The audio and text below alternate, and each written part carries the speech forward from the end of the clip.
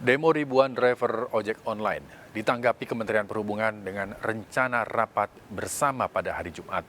Sebelumnya, masa ojek online menuntut kejelasan payung hukum terkait tarif dan kemitraan yang dinilai tidak adil. Ribuan pengemudi ojek online atau ojol dari Jakarta hingga daerah berunjuk rasa di kawasan Patung Kuda Jakarta Pusat, Rabu kemarin. Masa ojol menuntut kejelasan payung hukum profesi driver transportasi online. Sempat terjadi ketegangan antara para pengemudi ojek online dengan petugas yang berjaga. Masa yang hendak menuju istana dicegat petugas. Unjuk rasa ribuan pengemudi ojek online ini akhirnya terpusatkan di kawasan Patung Kuda.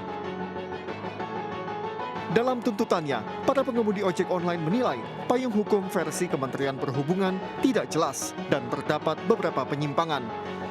Masa pun meminta Permen Hub nomor 12 tahun 2019 tersebut disempurnakan. Pertama, terdapat ketidakpastian tarif. Tarif antara daerah dan pusat jauh berbeda dan penetapan tarif tidak mengikuti kondisi real di lapangan. Kenaikan tarif harus disesuaikan atas perhitungan biaya pokok dan modal dasar yang dikeluarkan ojol. Kedua, terkait kemitraan. Perjanjian kemitraan hanya dilakukan oleh aplikator tanpa melibatkan perwakilan ojol. Lalu tidak ada sanksi hukum bagi aplikator sehingga menambah ketidakjelasan.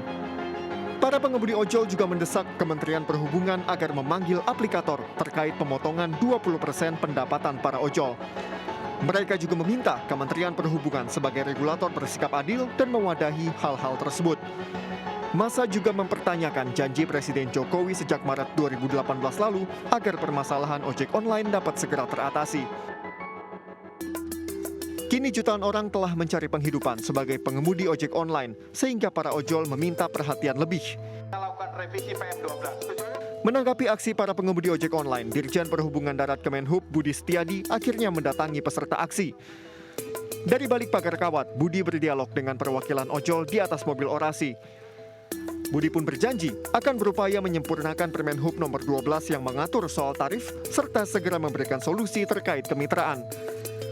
Budi juga meminta 15 hingga 20 perwakilan asosiasi ojol untuk hadir dalam rapat bersama yang akan digelar hari Jumat ini. Salah satunya adalah menyangkut masalah hubungan kemitraan lagi. Kalau hubungan kemitraan, memang kan ojek online ini kan dengan aplikator kan sebagai mitra, bukan sebagai pekerja. Nanti saya akan komunikasikan dengan Kementerian Tenaga Kerja. Ya, itu bukan ranah saya. Kemudian terkait menyangkut masalah tarif, saya terbuka kok, gitu kan? Tarif terbuka. Kalau kemudian dalam Peraturan Menteri Perhubungan nomor 12, tarif itu sudah cukup lama ya, semenjak tahun 2018. Akan ditinjau kembali, saya ngundang mereka untuk ayo sama-sama kita rumuskan bareng-bareng, maunya bagaimana. Karena juga kalau mungkin saya merumuskan, tidak sesuai, dampaknya juga kepada para pengemudi juga. Usai bertemu dengan perwakilan Kementerian Perhubungan, ribuan pengemudi ojek online akhirnya membubarkan diri secara tertib. Masa juga membersihkan sampah yang mereka tinggalkan selama berunjuk rasa.